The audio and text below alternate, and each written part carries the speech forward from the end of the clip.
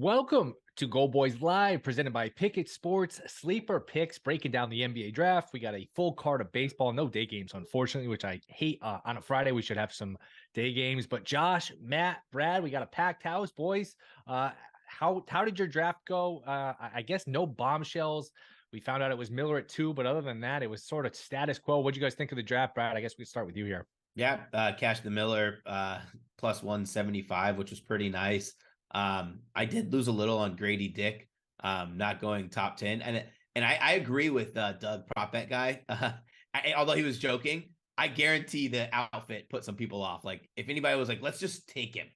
But then I thought about it, and I looked at the shooters. Wait, who said that? What did he say? He said that he fully believed the Magic were going to take Grady Dick until they saw his outfit, which could be true. He looked like a douche. I don't use that word often, but he looked like an idiot. And then when they asked him about the outfit, if you're going to wear an outfit like that, you got to know about it. They're going to ask you. And he stumbled over the words. He couldn't even remember who the second designer was of the outfit. Total fail. They got the publicity they wanted, but total fail for his personal brand. He probably won't get many invitations to be donning a very bold outfit like that again. Yeah, he looked like a magician. He looked like he was getting ready to go out as a gymnast somewhere and perform, but it was off-putting. I don't know, man. Whatever. He does that. He's been doing that on TikTok. I would imagine that whoever Grady Dick really is, teams know about it from just perusing his social media at this point. He's doing.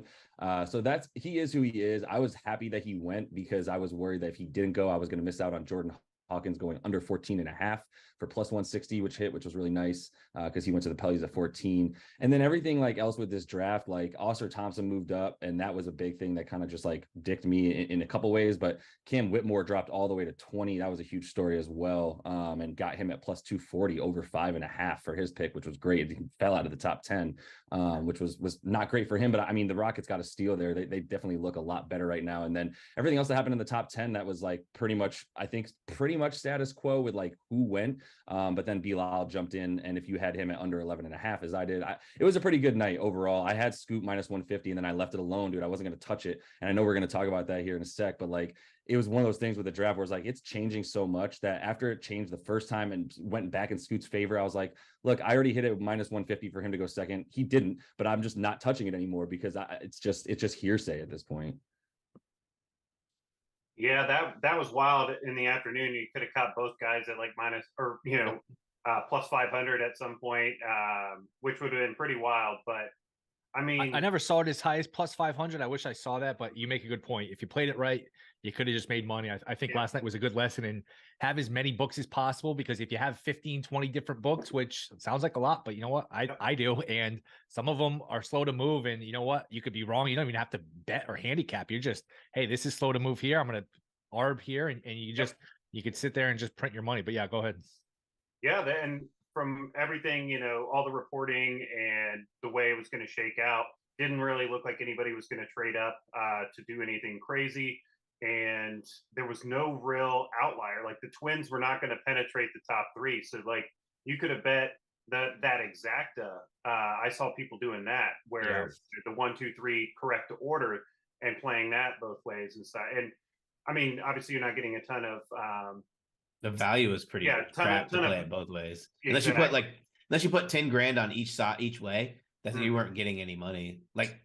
Not substantial money. If you timed it right, you could have really there was a really sweet arb there. But again, a lot of these sites left, not to jump in, but a lot of these sites left stuff up half hour, 15 minutes before the draft where Shams, and we'll get to Shams. I have a lot to say about Shams. Shams started to backtrack at 7:30, 7:45. And one of the shops I used was had Scoop minus 175 to go third. I think they took down second, but I mean, it was pretty clear 15, 20 minutes before the draft, it was going to be Miller 2, Scoot 3. So some of them left them up. So there was opportunity there. If you're a book moving forward, dude, what's the lesson here? How do you think the books ended up faring as a result of all this? Well, they obviously took a bunch of Scoop money. I don't know. I mean, the books usually win on everything. So, I mean, just even if you don't win on this, you break even. I mean, you could just lower limits. I think if I were running a book, just run lower limits, and you know what? Let people bet it. Nobody really knows. I think you could still make money off it. And I think I still think books do pretty well. You have to think about, we're talking about it from a perspective of people who are pretty tapped in. we pay attention to stuff. There's so many casual bettors who just want to bet on the draft just to bet on the draft. Yeah. That don't know fair. crap. I mean, so let me give a quick synopsis here. Basically, like go back a week and Brandon Miller was the favorite, and then he had, or like a week and a half, he has a bad workout. Scoot has a good workout. He takes him over, right? That's the first change. Then Henderson's over the weekend is like down to minus 400 basically is how crazy it gets. That's like over the weekend. Then you come I didn't see that. Are you sure about that? Yeah, that was over this past weekend. When Scoot was still favored before Miller got his. I saw he was favored. I never saw minus 400. I saw this weekend was like minus 160. I'm tracking it. I'm tracking it using covers. Okay. .com. They had a tracker for it for like a couple dates where it was at. So over the weekend, June what is that, 14th or whatever. He's minus 400 to go 2. Then Miller has his second workout on like Monday, and that's now Miller overtakes him and goes all the way back down to like minus 400 by like Wednesday. Right. And then Thursday is where the Shams tweet comes out that Scoot's going second, and it flips from like minus 500 for Miller to go second. I think you said minus 800 at one point on some books. And then it goes all the way up to Scoot back up to like what? Let me look real quick at about like 5 p.m. He was at minus 160 to go second. Yeah. And then plus 115 by 7:30. He was plus 550. And again, a lot of this varies book to book. Some of them are slow to move. Some of them are quick to move. And you said something there that I'm going to harp on. You said Shams said he's going to go second. And this what really bothers me. Shams never said he's going to go second. And this bothers me when people in our business do it. It bothers me when he did it. He phrased it in a way where if it happened, he could take credit for it. But if it didn't happen, he had no blame. And, it'd be no different. Like the Rays played the Royals yesterday. Royals were big underdogs. It would be like one of us saying, hey, I wouldn't be surprised if the Royals won. Then if the Royals win, you say, oh, see, I told you I wouldn't be surprised if they won. And then if they don't win, they say, well, I never said they're going to win. I just said I wouldn't be surprised. I hate it. Yeah. It's purposeful. There's no accountability for it. If you have an opinion, say you have an opinion. Hey, this is what's going on. The Pelicans are trying to trade up for 2 to get Scoot. If they don't trade up, Miller's going to be the pick. He left it very vague. Yeah, he did. Left it in a way where he could take credit if it went his way, and he could walk it back and say, hey, I wasn't wrong, because his tweet was not wrong. People saying, oh, Woj, Shams was wrong. He was not wrong. He just left a vague tweet, and it ended up like Scoot wasn't the second, but he left it in a way where I just hated it. And it adds a bad look too, because he works for a sports book. He moves the line, and his information, look, it's not wrong, but it's a little, I don't know, misleading. It's just too vague for me. It really bothered me. To say Henderson is gaining serious momentum. Yes. Which could have been true. He might have been gaining momentum. But again, Woj, and give Woj credit. Woj had a great night. He got it wrong last year. He bounced back. He got it right. Woj was, he took a stance. Like, and again, we should do this when we take ours. Like I try to get on you guys sometimes. If you're vague about a pick, I was like, hey, do you have a pick or you don't have a pick? This gaining momentum, like you have an opinion or you don't, to just sit here. Yeah. It could be the pick. Like, I just think that's wrong. I really do. I think that's wrong. And I think he should be called out on it. I think that this is setting a very bad precedent. People are going to believe what he says with a little bit more validity than maybe listening to me and you, or listening to for Stephen sure. A. Smith. So the fact that he works for a sports book is something that there should be something that comes of this, because this could be a very bad precedent for moving forward. Like if Shams drops another one of these tweets, let's say he does it with Patrick Mahomes, right? Patrick Mahomes, let's say against the Bills, the Chiefs are at home. They're favored by 1.5 points, right? And he says, Patrick Mahomes suffers an injury the week before, right? And he says, there's a very good chance that Patrick Mahomes doesn't play, right? He drops that, line moves to the Bills, Patrick Mahomes plays, and he can back himself and say, well, I didn't say it. But FanDuel just got all of that money on people thinking the Chiefs don't play. Like, you can't, that's why I think it's a dangerous game that they're playing already. Having a book backing an insider, especially if the line moves. Like, moving the line is dirty. And then they came out and said, I have their quote, they said that FanDuel is not privy to any news that Shams breaks on his platforms. Like, BS, dude. Like, BS. Like, FanDuel doesn't have Twitter. Wow. Yeah, like, what? I get what they're saying. Hey, he works for us, but there's no funny business going on. And to be clear, I don't think there was funny business going on. I don't think Shams was being misleading on purpose. I just have I have a problem. It's a free roll. It's a free roll where, hey, I'm going to give a vague opinion and I could take a victory lap if Scoot goes second. And if he doesn't, hey, I never said he was going second. I just don't. I have a problem with the phrasing of it. Yeah, no, you're right, and that's its own issue in terms of like, but here's where it starts. I think is like it's a slippery slope where it's basically just like saying like, okay, we trust you guys, don't worry about it, there's probably no collusion, we'll just assume there's no collusion. Like, one, it doesn't matter if there is or isn't anymore, because what someone is putting out on Twitter is impacting betting lines, and they should have stopped taking bets. Should have stopped taking bets. Totally, because and it's not, this is different than objective information like this guy is hurt, right? That is, he is or isn't, or how hard he is reportable, right? But like, yeah, what a team, what an individual on as a GM or an owner is planning to do, it behooves them to lie to the media so that they can throw off the people that they're competing against in this draft, put themselves in a better position for trade, etc. It's not a market anymore that is impenetrable by, you know, collusion and any kind of weird play. And for us to just say like, we're not going to monitor this or regulate it, we're just going to allow it to happen and assume that Shams and FanDuel are being kosher about this. It's like, why are we allowing that to be the status quo? Well, yeah, my take on it, like what Will's saying, that I think we've got two different conversations going on right now. Where we do, like, I'm with you guys on, I don't like insiders working for sports books, and very much so, you know, Shams tweets something out, maybe the book has a huge liability on Miller to go second, and then so he says Scoot is trending towards being the 2 pick. People rush. They get off of that liability because they take all of that money for Scoot, and now they balance their books. To say that isn't a possibility, then you've got your head in the sand. But I think to Will's point of like using this loose language, and Brad, I think you made a good analogy with an injury. You know, say he used the exact same language. Say Patrick Mahomes, you know, missed the game last week, and we say, hey, he's gaining momentum towards playing this next week. Obviously, if Schefter tweets that out, it's moving lines if it's a star player like that. And then, you know, if all of a sudden, you know, the Chiefs say, Mahomes isn't ready, you know, and Schefter can say, hey, he was gaining momentum, the doctors ultimately decided to shut him down. That wishy-washy reporting is just bullcrap. But we all know, because we all have Twitter, we all have social media and stuff like that, it's these guys are paid for content and they're paid for engagement. So that's the purpose of these statements, is if I don't get something out there, then the guy chasing me and the 500 people chasing him behind me are all going to put stuff out. I'm going to lose that engagement. People are going to say, oh, you know, I'm cooked on Twitter. This guy, you know, the whole Woj and Shams back and forth thing. That's it. I think you hit on it. I think you hit on it.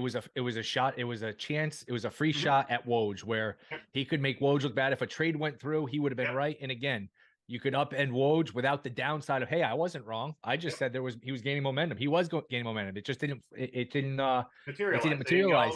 And I had heard what I think a lot of people had heard, what the Pelicans, and I texted a few guys this during the day. Pelicans were trying to trade up to 2 for Scoot. If that was going to happen, if the Pelicans got the second pick, they would get Scoot. If Charlotte kept the pick, it was going to be Miller. So, like, why not just say that if you're Shams? I think, you know, I just think I think that's a part of it, right? Like this is just information. This is an athletic competition. This is just information, right? Right. And so, like, when the information is a binary situation, it's going to play out or it's not. There's no nuance. There's no game where we get like this action that could change it. Someone gets hurt, a ref makes a bad call. That's sports betting. This isn't sports betting, right? This is an event that is just a binary situation. So like when it comes to the information, if he's not going to be transparent because he can't, because it's all about source, it's all about protecting the person that he's talking to within the organization. If the guy he talks to all the time is in the war room and it comes out that Shams knows the exact decision they're going to make, and he names that guy or says it, however, you know, gives that insider information and is transparent about it, now his source is blown. The team knows that this is the guy giving Shams information, so it just can't happen. But if it's like the guy's injured, Mahomes is injured, Shams reports it, whoever reports it, it's like he clearly got that information from the training staff or wherever, or he's going to become a fraud at that point, right? Like we know where it's coming from. If he's got to protect his sources, then just don't report on it, because we need more information than what you're giving. Or give the context of, say, hey, it's 70% Miller, but there's a 30% chance of a trade with Scoot. Like, again, I just think he phrased it in a way where he could get the credit but not get the blame, and I think that's wrong. I think it was a cop out. Absolutely. How about the pick itself? I mean, look, it hurts. I used to love the draft. Used to be one of my favorite nights of the year. I still like it, but man, a couple things. I think it hurts not having seen these players. Like, who's seen the Thompson twins play? Nobody, unless you're looking at YouTube clips. Even Webb and Yama, Scoot. So I don't know most of these guys. And by the way, the ESPN coverage, I don't think they do it anymore. When a baseball team or a football team gets a new stadium and they blow up the old field, ESPN needs to blow up that draft cover. That draft coverage is awful, terrible, so bad. It's so bad. Go ahead. Once they get out of the lottery, you don't even get to see the picks anymore. It's awful. Like they're making picks, and I'm 4 just hours. It's midnight. We're still in. It's terrible. It's really okay. bad. Listen to how bad this coverage is. They do the lottery, then they finish the lottery picks, and now they're on pick 23. They replay a clip of what they played earlier in the coverage, and I'm like, this guy's saying the exact same thing he said earlier. I'm not getting it. At first. Like, how bad of television is that where you replay something that's a 3-minute clip in your coverage? Like, you can have fresh original takes. Like, it was bad. Really they should have lost the ability to cover the draft when they were on a Taco Bell commercial when Jokic was drafted. That was the moment. Once he wins the MVP of the league, you guys no longer get draft coverage because of that. Like, that was absurd. I get it. It's the second round. You can't show every pick. You have to have commercials somewhere. So I get it. I mean, my thing is they should break it into, like, the first round should just be one night, like the NFL does. Just have it a second night. You get some buzz for it. I saw you tweet that, Will, but my comeback for that would just be like, are you going to turn on the draft on Friday night when it's the second round only, or are you more likely to stick around for the second round because you were already there for the first? The first one, I'm more likely to watch it tonight. By 11:15 last night, I was so over. By the fifth, I turned it off. All my bets were in or out. I turned it off for the second round. Let's be real. We were all watching the Mariners just destroy the Yankees. I was watching LSU Wake. LSU Wake was a great game. Yeah, that was on too. Yeah, you're right. But I mean, you could reopen the betting markets too if you made it Friday night for round 2. You could reopen the betting markets. Yeah, I think you hit the nail on the head with the way that the players have so many options and they don't go to school anymore. So we don't have this name recognition. We haven't had them built up to the point where they're known commodities. I know the buzz that I saw, like Hood Schifino going to the Lakers, caught more buzz than most of these other guys. Right. Because like, oh, wow, this is a guy I know. I watched play at IU. Yep. He goes to the Lakers, a marquee team in a position of need. And, that's what, like that. I don't know where they picked. They picked like 15th or 16th. 17th, like yeah. Yeah, 17th. So, like, that gets a ton of buzz. Trace Jackson Davis, again, another IU player who was a known commodity from college. Him going to the Warriors in round 2. It's a good pickup. I mean, everybody's like, oh, that's great, Yeah. And there's things like that. Even the college guys are one and done, so we don't really know the college guys because they're in college for a minute. I mean, maybe they're one and done in the tournament. Like, used to be like we're old enough, Matt, where you're growing up. These kids are in college for 3-4 years. Like, oh, I know that guy. I know this guy. It's hard when these guys. I mean, you can basically making up names. After you get the 6th, 7th pick, I don't know who the hell these guys are. I think it's just in general the decline of college basketball as a product has hurt the NBA draft, and the NFL is just winning constantly because college football is much better product than college basketball, and we get to learn these players for 2-3 seasons, sometimes 4 seasons. Right. And, there's all of this extra interest. And the NFL just does everything right. So, I don't know. I mean, there's just more intrigue because the roster's bigger. You play 22 guys instead of just realistically, you're going to play 8 guys, 9 guys, maybe 10 in the regular season, even shorter in the play. So there's just less intrigue. I didn't watch it at all. I just was following along on Twitter. I was more on my phone. Yeah, I totally agree. It's gonna be hard to like.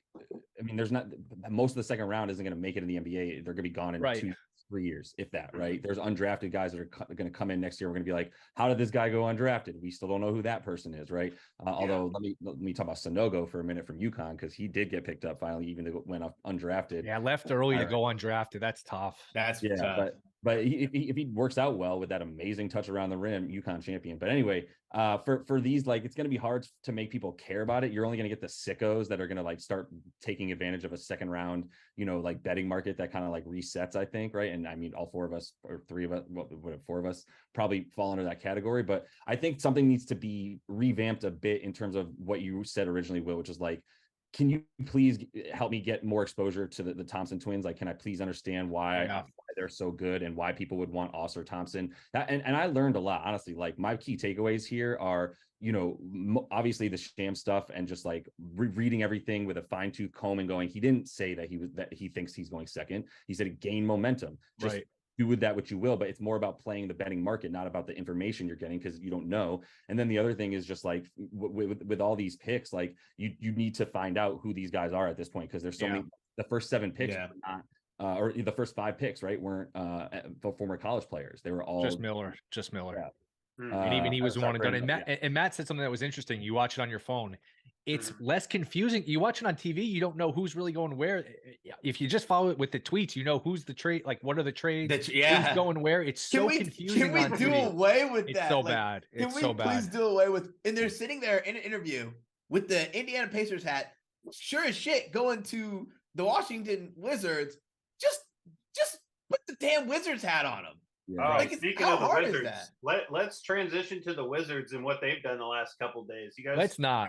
No, no. Let's do it. I just want to make one more point about this before we move off it, because I'm with it, and it's about more about trades. But like the other thing is like everything happening on Twitter. Like, can ESPN or somebody who's covering the draft figure out a way to bring what's happening on the digital world to their broadcast? I think there's something with the CBA where they can't announce the trades or something. It's stupid. Yeah, because really somebody give me that. It's because their trades aren't actually official either. Like, right, but I think what I'm talking about is like what we were all following is this guy said this, now the odds are moving. Like, that would be awesome to have live as like a New York Stock Exchange type thing, right? Where we're watching this happen in real. I don't care about RJ and Kendrick Perkins interviewing Derek Lively. I don't. And that was what was on 3 hours before the draft.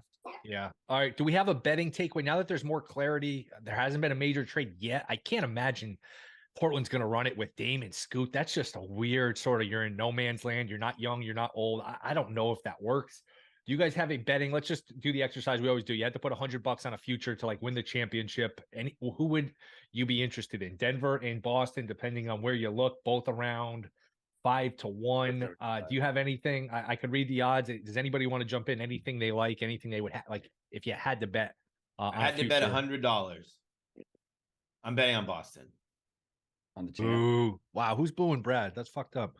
I just say that because like I don't want to bet on a team to repeat. It's so hard to repeat. It's hard to have that same killer mentality. I don't want to bet on Milwaukee. I don't know what they're going to do with Lopez. Don't know if Drew Holiday is going to be there. The Suns still have a lot of work to do. They didn't get better defensively. The Warriors, I think, got worse with Chris Paul if he's in the starting lineup. It changes how they play. The Lakers have 6 guys on their roster right now.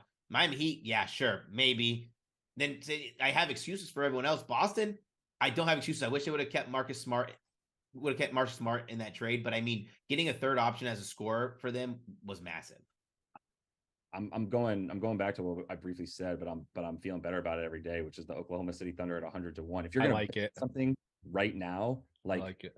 I don't need to worry about betting 450 plus 450 on any of these teams that are going to be. I mean, look, if you think the Nuggets or the Celtics are going to do it, by the time the season is like probably 20 games in, they'll probably be closer to like plus 350 maybe, but it's not even going to drop that much. So like, if you want them, take them later. If not, like get somebody before the Thunder start, 11-1 or whatever. Well, he said I had to bet it right now. So I was like, okay, I might as well bet it right now. Yeah, that's fair. Yeah.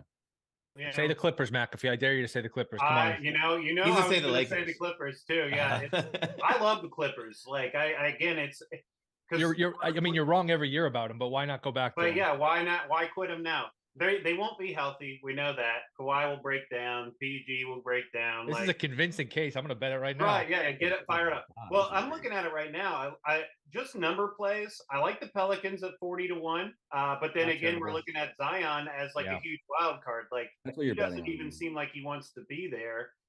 He could have played and didn't play. Yep. So that is a team that, let's not forget, was leading the West after 20 games, which is not a small sample size. Veteran point guard. That team can shoot. They've got really good wings who can also shoot. Like that team with a healthy and fired up Zion, and they've got size. You know, they can run JV out there, And they got picks if they want to make a trade. Yes, they're to me. I love New Orleans because of all of the D 3-and-D guys that they have, and they have a good veteran point guard in CJ, and then a guy you can't deal with in Zion. It's outside of Giannis. I think he's just athletically that dude in the league. Yeah. Like, there is no answer for him. So that would be my long shot at 40-1. You know, I'm not. I can't Where is it 40-1? By the way, I'm just looking at Bet Rivers. It's 30-1. It is 40-1. TK. Is that? Yeah, go ahead. Oh, you know, I want to say my Cavs at 28-1, but I also know that like they're not there. I don't think they have enough. They have everything but wings, and that's what you need to win. Like they're good everywhere else. I'm optimistic that Bates can be a good NBA player, and he does fill that hole in the team. But yeah, I'm just not sure. Like the way they choked against the Knicks. Not even choked. Choked would have been an up. I mean, they got their ass kicked by a team that just lost to the I mean, that's a tough one. That really is a tough one. It would be complimentary to the way the Cats perform. So I don't think Donovan Mitchell can be your best player is the problem. I agree. I'd want a new coach too. I know they had a nice year. I wouldn't want that guy as my coach. You don't like JB? Not really. I'm not 100% on JB. I think he gets them to play defense in the regular season, and that's good. But like you said, when he's really matched up against elite rosters, where you know you're going to have to make adjustments throughout a series, Tibbs coach circles around him, and honestly, like you said, Mitchell came up pretty small. Jalen Brunson, a player of you know much less stature in the league, like in the hierarchy of things. Totally outplayed him. And you got to worry, do you have enough shooting on the floor when you have Mobley and Allen out there? Is it just this is short? Mitchell Robinson owned Mobley and owned Allen. It was crazy. He looked like, I'm not going to say Shaq, but he was Shaq adjacent, like in that series. And so I don't know. Those are my long shots, though. One from the East, one from the West would be those guys. I think you might get a discount on Memphis, especially when they start off pretty slow. You know, look for a live price on Memphis around Thanksgiving. See where they're at. You know, Ja will still be suspended, and they may be way out of it, but they can. I mean, all you got to do is get to 10th, and you can jump in. Who in the West really scares you? We saw. Which is my point. I mean, I could sit here and talk myself in OKC. Hey, they could make a leap to like a 4 seed. And then if they're in their second round and you're sitting there at 100-1, but like they're not going to win the championship. So I mean, it's a nice number. They have talent. I love that organization. They're the Kings of last year. Yeah. They're better, but I mean, look, my answer would be boring. I'd probably just take the Nuggets. I mean, who else in the West is going to keep them out of the finals? Do the Suns have the depth? I mean, the Clippers are never healthy, or the Warriors seem like they're past their window. Can the Lakers keep AD and LeBron healthy for 6 months plus a playoffs? I mean, they're probably going to be at least in the finals, Western Conference Finals, at 5-1. Look, I mean, there's a practical side of it. You're going to put it in your account. You're going to put the money up now, and you're not going to get it till next June, even if you win. But I don't know, man. I kind of think they're going to be back in the finals.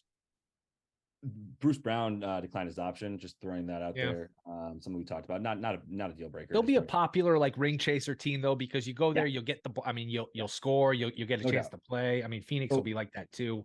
I don't know. I mean, I just think they got a good shot to be back in the finals. Yeah, I did want to comment because I do love the Pelly's bet that you made there, Matkafee. Like the idea of like 41. Did you make it? Sorry to jump in. Did you actually make the bet, or is it hypothetical? But talk me into it, because I've got some money in my account. I might lock this future up here. Not enough for me. It's just not enough for me. I get your case. It's just like, hey, if it were 80-1, if it were 70, I'm doing the Brian thing where, if it's +7, well, I wish it was +8. It's +8. Oh, I wish it was +9. So I'm doing that. I'm guilty of that. But Josh is laughing because it's true. Great. I don't know. At 40-1, I mean, are they really going to win the championship next year? Is Zion going to be healthy? You would have been the one to call out Brian if he did it. So I was like, I'm glad you called yourself out on it. But let me help you out real quick, Matkafee, and I'll tell you too, Will, why like what we're talking about here. It 41-1 on FanDuel, slightly better than the 40-1 on DraftKings. if they come back, that's it. Like it's there. They have the roster. They have the people on it. I think they need one more shooter. Actually, I love the Jordan Hawkins pick. Like love it. I think he's gonna be awesome for them. Big dude who can shoot super well and is athletic. And they need one more dude like that can put the ball in the net outside of like CJ and at this point Jordan Hawkins. Obviously, if Zion's there, like you and I could stand in the corner and we'll be wide open. So like we'll hit a couple of them probably. But it's all about Zion. You're basically betting 41-1 that Zion is there and that he's there for the 29, like the way he was for 29 games during last season. And that's why at 41-1. And if he is there and they start out hot, like they will need to, then those odds just plummet is really the thought process. The Thunder one is like, I'm really happy to bet $50 on them to win the finals at 100-1 right now. Completely freaking forget about it. And then remember in the first round of the playoffs when they're a 3 seed with like a nice lane to the finals. 3 seed. So 3 seeds aggressive. I mean, I know what you mean. I just said 4 seed a minute ago, but I mean, I know what you mean. That's a big leap. I mean, let's just go through the teams. Nuggets. I know. Nuggets, Suns, Warriors, Lakers, Clippers, Grizzlies, Mavs, Kings. They're going to jump. I mean, they're going to jump a lot of those teams. I don't know. I don't like it. I feel like they're a year. Look, I'm with you on the talent. It's a great organization. You get Chet back. I could see. I don't know. Chet, rookie of the year. Right. Yeah. Oh, that's cheeky, Brad. That is cheeky. Which I guess we can talk about that real quick. Like the -160 that we see for on rookie of the year. Why not? Is he more likely to get hurt? I mean, maybe he is more likely to get hurt, knock on wood, than a Scoot Henderson who's lower to the ground and athletic as hell. But like, I mean, it's important to mention they have the new rules now with the awards. You have to play 65 games to be eligible for these awards. I don't know that they're going to run him out there 70 games. I mean, don't you think they load manage him a little bit and just be very careful with him? I just think that like laying juice for a rookie of the year for an award is just so scary. Yeah. I thought about the players who got drafted who would have immediate impacts. I think that I would take either Chet or at plus 700 or Scoot at plus 400. I like Scoot's case if they get rid of Dame. Like if Scoot's having a good season without Dame, like he has the most potential to have a beast season by the things that he can do. And then Chet's coming back. How many rookie of the years have been the first overall pick? Chet was the first overall pick, gets hurt. He comes back. He can be second overall. Second overall. He can be impact player on both sides of the ball, defensively and offensively. And remember that summer league game before he got hurt, he was dominating. I mean, he looked like the real deal. He looks like he put on a little weight too, which is not much. Like I'm not saying he's some beast now. He's not Giannis, but he gets a whole year of beefing up, playing against bigger guys. Like, I don't know. Matt, you got any thoughts here? I mean, it's not a market that I would invest in. I just am not trying to wait until the playoffs to cash a rookie of the year ticket. Maybe if I take some long shots and parlay them with, like if you like the Chet, parlay it with OKC, like future or something like that. Like to make. Can you parlay them? I don't think you can, right? I don't know if you can or you can't. I don't know. I'm sure some book will allow. I don't think you can do. I don't think you could do awards parlays. For NBA. I know you can do it for NFL, but I don't think you can do it for NBA. I'm gonna check. Yeah, I just don't know if you can parlay like awards with team stuff. That I'm not sure. You might be able to. I've never tried that. That'd be interesting. All right, so we're here right now. All right. Jokic with the Nuggets. You can't parlay on DK. It's not even letting you parlay players like NBA. I know NFL you can, but NBA I don't think you can parlay like rookie of the year with MVP. All right, we're gonna go in a couple minutes. We have a sleeper pick to give out for baseball. I think this has been a good show though, covering the NBA. Is there anybody like we don't have over-unders or odds to make the playoffs? Is there anybody you guys are going to be looking at? Like, hey, I think Houston can make the playoffs at long odds. They had a nice draft. Anybody over/under to make the playoffs? Anything you guys just top of your head are going to be looking for when these markets come out? Probably fairly soon, I would think. I hate to get specific with you real quick, but like I was already looking at Coach of the Year. And I was trying to, my first thought was like, where's Will Hardy at? Like, he's such a good coach, and the Jazz, like, if they win like 40 games, whatever, I don't know, he could be at least considered 42 games, something like that. He's at 45-1. That was just, it's just something that they got to make the playoffs though. Are they going to make the play? He can't win it if they don't make the playoffs. That's fair. They have to make the playoffs. Yeah. And what's the OKC coach? Dagnall. He's 12-1. Where are you looking at these lines? I don't have these. That's on BK specifically. Okay. Yeah, I hate how player awards. I don't know if you can get Dagnall could be a guy because he's a good coach, and that's a team, like we said, that could make a leap. I just at 12-1, It's Man, such a weird award. You do have to like bet on the team a bit with the Yes. coach. But like when I Yes. was just already looking at Will Hardy, like God, I just love him as a coach. And when he was 45-1, it was just something that stuck out. I haven't bet it. It's definitely something I want to look at. But as far as like I do want to see like these team wins, I'm feeling really good. I did super well last year with team wins over unders. And so I'm definitely gonna be going back to that market. And I mean, I don't think anyone like Houston is there yet, but I think there's definitely some opportunity in the West right now to like see some teams that you don't normally see making a run at things, be having a little bit better of a shot. Like even the Mavs, like if Luka's healthy the whole year, they're not missing the playoffs again in this conference right now. So I mean, I want to see what those are at, but there's definitely gonna be some interesting stuff there. Why not Monty at 30-1? He's a terrible coach, but man, he's in a really good situation. Cade comes back next year. They have a good young team. They're also in the East. Do they have a good young team? I mean, they have a lot of talent. They have a lot of talent. We don't know if they're good. How many games did they win? I believe they were purposely trying to lose. They were doing a good job. I think they were. I 100% like. I mean, they sucked at the beginning. I'm bitter because I had an over on them last year, and I 10% of me agrees with you, but I don't know. I mean, watch Casey. They gave him a golden parachute. They're like, dude, take these L's, and we're going to give you a promotion, and you can retire from coaching. Like his rotations were so bad, like in the second half of the year. And I mean, yeah, go ahead, let Killian Hayes run your team and see how many games you win. Like, nah, they did that on purpose. Hayes coming back.